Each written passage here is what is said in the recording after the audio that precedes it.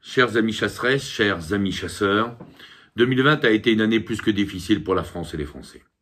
La Covid-19 s'est abattue violemment sur nos certitudes et nos habitudes, bouleversant durablement nos vies.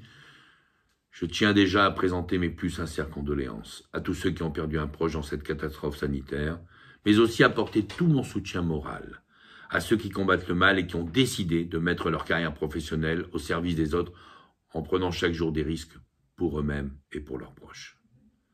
Si la France a été bouleversée dans son fonctionnement social et économique, évidemment la pratique de la chasse a connu, comme les autres activités de la nature, des hauts et des bas ces derniers mois. Si nous avons eu certaines dérogations pendant ces périodes de confinement, c'est exclusivement parce que nous avons des missions de service public, notamment pour réguler les populations de grand gibier. Pour les autres chasses, le bilan est évidemment beaucoup plus mitigé. Car contrairement à d'autres activités nature qui peuvent se pratiquer toute l'année, qu'on peut décaler de quelques semaines ou de quelques mois, la chasse du petit gibier et des migrateurs a une saisonnalité évidente. Malgré tout cela, chacun peut pratiquer un peu sa passion, sûrement avec moins de convivialité et de complicité que d'habitude, mais ces petits moments de bonheur sont importants dans la période difficile qui est la nôtre. Depuis trop longtemps, nous avons laissé les anti-chasses nous dépeindre de façon caricaturale, sans réagir et souvent sans rien expliquer. L'année 2021 verra la poursuite d'une communication ambitieuse où nous devons continuer d'expliquer ce qui est réellement la chasse.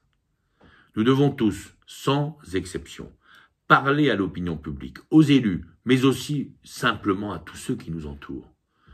Réalisé par la Fédération nationale des chasseurs, un manifeste pour la chasse cœur de biodiversité vient d'être envoyé aux 600 000 élus de la République, mais aussi aux chasseurs des départements, là où les fédérations l'ont souhaité. Ces 20 pages, ces 20 petites pages, sont autant de plaidoyers et d'argumentaires pour la chasse, à l'heure où nos opposants veulent gommer le plaisir, les traditions, ou détruire plus simplement les valeurs de ceux qui ne pensent pas comme eux. Camus écrivait « Être différent n'est ni une bonne ou une mauvaise chose, cela signifie simplement que vous êtes suffisamment courageux pour être vous-même. Alors mes amis, soyons nous-mêmes. Et à partir de cet argumentaire, expliquons inlassablement, chacun à son niveau, à ses amis, à sa famille, ce qu'est la chasse. Car si 2020 sont une année de liberté réduite, pour les raisons sanitaires que nous connaissons tous, il faut reconnaître que la haine et la violence à l'égard de nombreux d'entre nous ont littéralement explosé par le biais des réseaux sociaux. L'ennui, la diminution des déplacements et les mensonges de l'écologie punitive et dogmatique, souvent d'ailleurs savamment distillés, ont réussi à créer un climat de tension extrême. Mon grand-père me disait toujours « Il n'y a rien de plus dangereux qu'un con qui s'ennuie ». Ils furent nombreux, mes amis, dans ce cas de figure cette année, et les propos haineux et les menaces de mort se sont intensifiés sur les réseaux sociaux et même dans la vie de tous les jours. J'en veux pour preuve, encore il y a quelques semaines, un chasseur pris pour cible par un anti-tout. Cela aussi, nous ne devons plus l'accepter.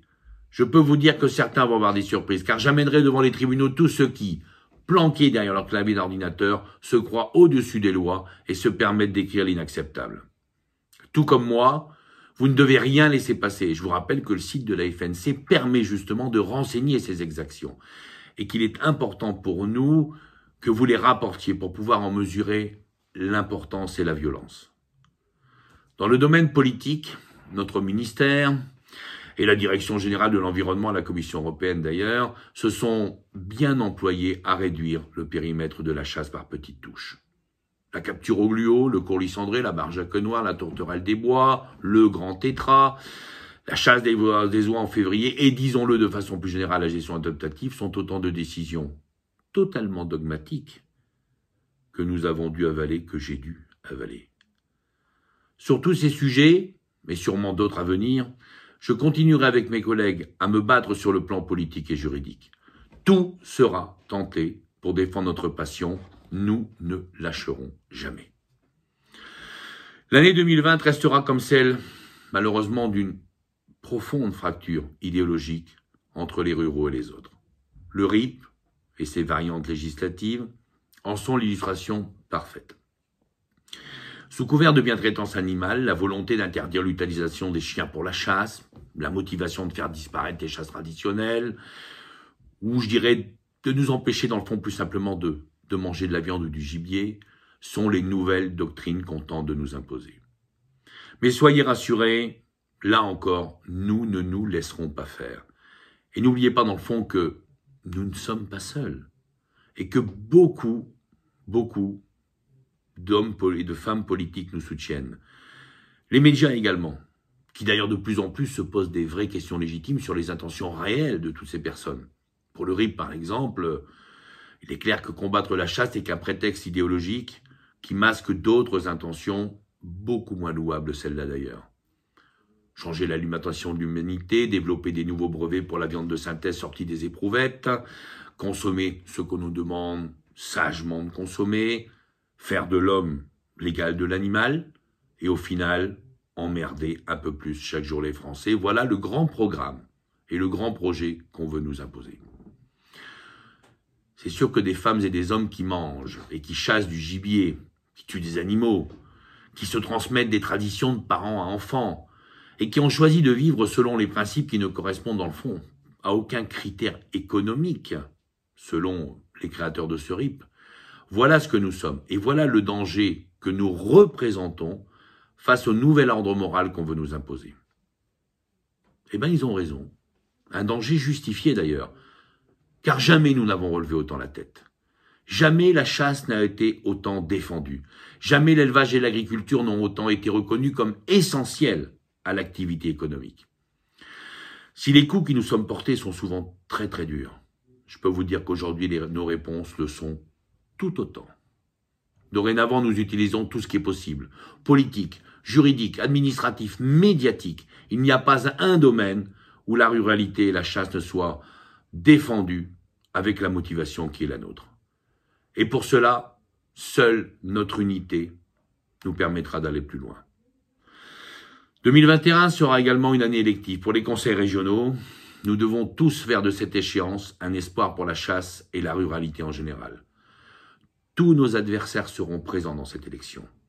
Et nous devrons tous ensemble faire barrage à tous ces anti-tout, comme à tous ceux qui, par ambition politique souvent récente, viennent de se retrouver de nouvelles convictions de circonstances. Le temps venu, rassurez-vous, je ferai le tri des programmes et des intentions et je communiquerai sur ce sujet.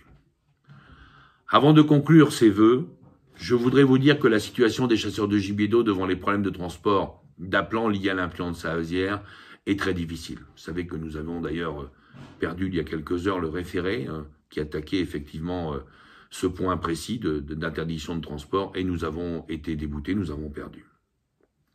Bon, il y a eu des solutions qui ont pu être trouvées pour certains, ceux qui avaient des oiseaux sur place, mais il faut le dire aujourd'hui, trop de nos amis qui sont privés de chasse le vivent très mal, surtout quand on voit par exemple que le transport d'appelant, le transport de volailles est totalement autorisé, comme le fait d'aller acheter simplement un canard ou une poule dans une animalerie locale.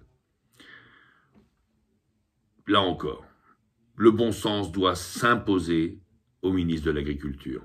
Et nous ne pouvons accepter qu'il y ait 2 poids, 2 mesures dans les actes dérogatoires actuels. Je continue le travail dans ce domaine. Je continuerai surtout à préparer la nouvelle saison. Nous ne pourrons pas revivre la même chose. Il faut absolument se mettre autour de la table et trouver des solutions durables. Je ne peux au final terminer ces vœux sans vous parler de la sécurité à la chasse. Alors, même si les chiffres des accidents mortels sont en forte baisse, certains accidents sont à mes yeux plus proches d'un homicide que d'autre chose. Je pense à la mort il y a quelques semaines de ce jeune homme qui ramassait du bois. Là encore, même si le fait est peut-être rarissime, comment peut-on encore entendre de nos jours « j'ai cru voir un sanglier, j'ai tiré ». C'est inacceptable. La nouvelle formation sécurité pour tous les chasseurs commencera durant l'année 2021, j'en ai déjà parlé, mais je vous redemande aussi d'être toujours ridicule de prudence. J'insiste sur ce thème ridicule de prudence, mais c'est très important. Et surtout pour ceux qui organisent la chasse, d'être expéditifs avec ceux qui ont des conduites totalement inappropriées. Soyons donc exemplaires de prudence dans la pratique de notre passion, il en va de notre image et de notre crédibilité. Voilà, 2021 commencera dans quelques heures et tout comme vous, je suis plein d'espoir et motivé plus que jamais pour travailler à faire reconnaître nos valeurs et nos choix de vie.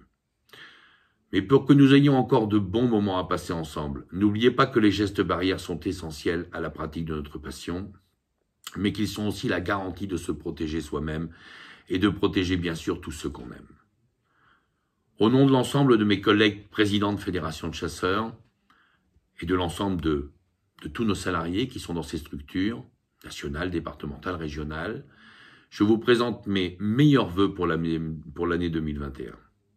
Joie, santé, surtout santé, mais aussi de nombreux petits bonheurs synergétiques pour vous comme pour vos proches.